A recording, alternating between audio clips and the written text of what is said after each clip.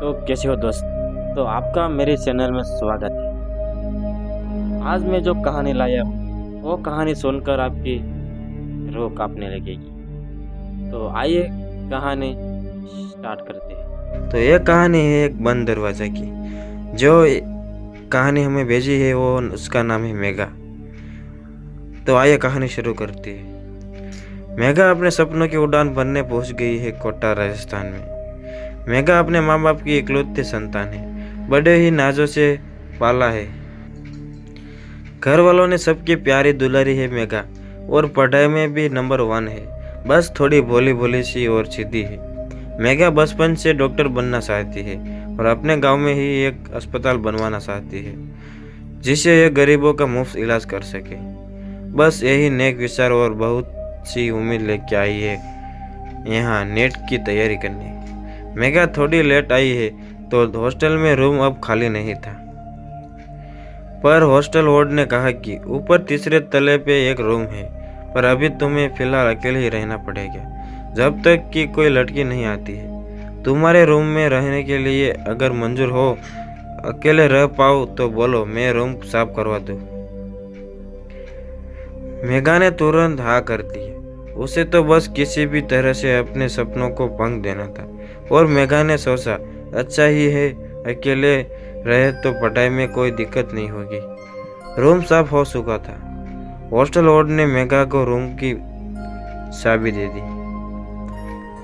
चाबी देती हुई बोली, बेटा अच्छे से रहना, कोई दिक्कत हो तो मुझे बुला लेना, डरना बिल्कुल भी मत। और हाँ, एक बात का खास ख्याल रखना, ये जो बंद दरवाजा है इसके पास ज्यादा मत जाना। तो मेघा ने बड़े बड़े नेत्रों से देखते हुए कुछ पूछने ही वाली थी कि हॉस्टल वार्ड ने बोल पड़ी, अरे बेटा डरो मत, यहाँ वैसा कुछ भी नहीं है जैसा तुम सोच रही हो।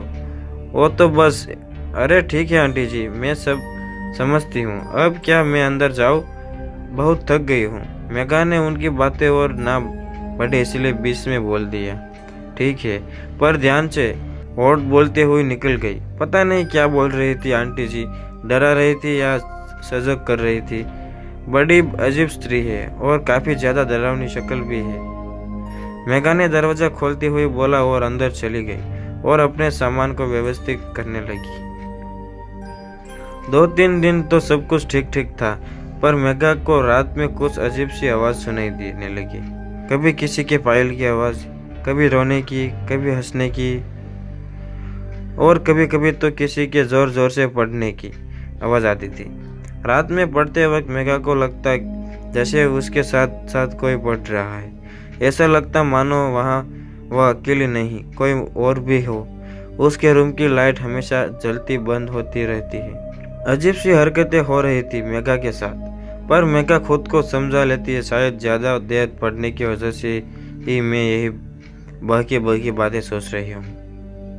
आज मेघा को पढ़ते पढ़ते रात के करीब 1 बज गई होगी।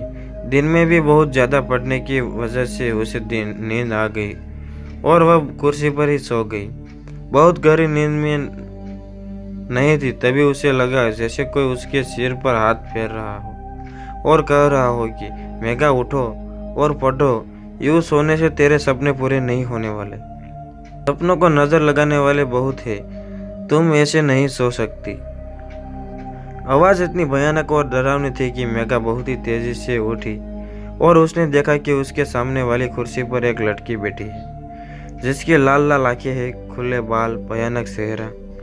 मेघा तो सहम सी गई, कांपने लगी और अपने हाथों से अपनी आंखों को जोरदार मला और फिर खोल के देखा तो वहां कोई नहीं था।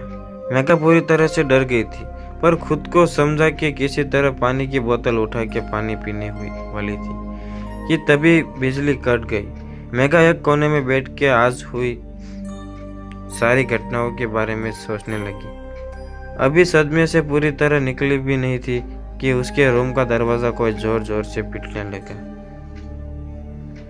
डरते डरते किसी तरह से एक बार मेघा ने पूछा भी कि पर बाहर से कोई आवाज नहीं है, बल्कि दरवाजा पीटने की आवाज और तेज होने लगी।